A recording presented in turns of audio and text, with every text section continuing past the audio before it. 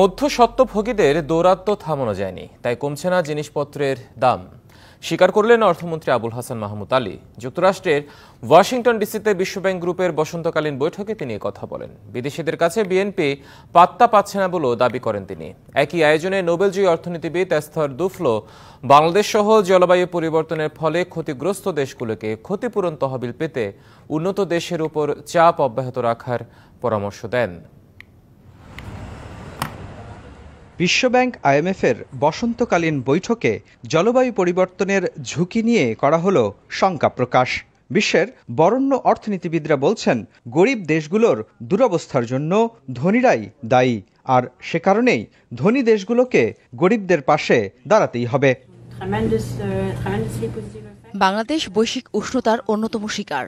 জলবায়ু পরিবর্তনের কারণে অতিরিক্ত গরম এবং ভৌগোলিক অবস্থানের কারণে বন্যা দেশটিতে লেগেই আছে। অপরাধ না করেও জলবায়ু পরিবর্তনের সাজা বাংলাদেশ পাচ্ছে। এদিকে বসন্তকালীন বৈঠকের তৃতীয় দিনে প্রেস ব্রিফিংয়ে বাংলাদেশের অর্থমন্ত্রীও আক্ষেপ করলেন। বললেন, উন্নত দেশগুলোর হানাহানির দায় চোকাচ্ছে বাংলাদেশ।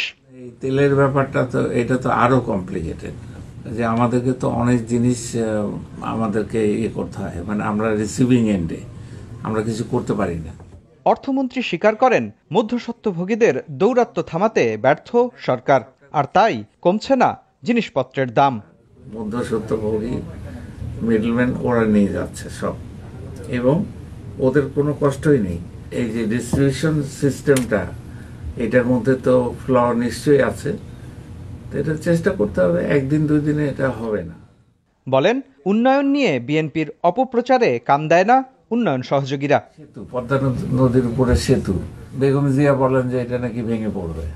যার এইটুকু সেন্স নাই যে এই সেতু তো ভাঙ্গার সেতু, ভেঙে পড়বে না, যে রাস্তা হয়েছে কিনা, ব্রিজ হয়েছে কিনা, বিদ্যুতের বাতি জ্বলছে কিনা, তারপরে আমাদের সৌরবাতি জ্বলছে কিনা দেখেন। রাশিয়া ইউক্রেন যুদ্ধের খেসারত এখনও দিচ্ছে বাংলাদেশের অর্থনীতি। এরই মধ্যে মধ্যপ্রাচ্যের যুদ্ধ শঙ্কা তৈরি করেছে জ্বালানি তেলের দাম বৃদ্ধির। আর তাহলে বাংলাদেশে আরেক দফা বাড়বে জিনিসপত্রের দাম, এমন শঙ্কার সঙ্গে একমত অর্থমন্ত্রীও। যুক্তরাষ্ট্রের ওয়াশিংটন ডিসি থেকে মুস্তফা মাহবুব, ডিবিসি নিউজ।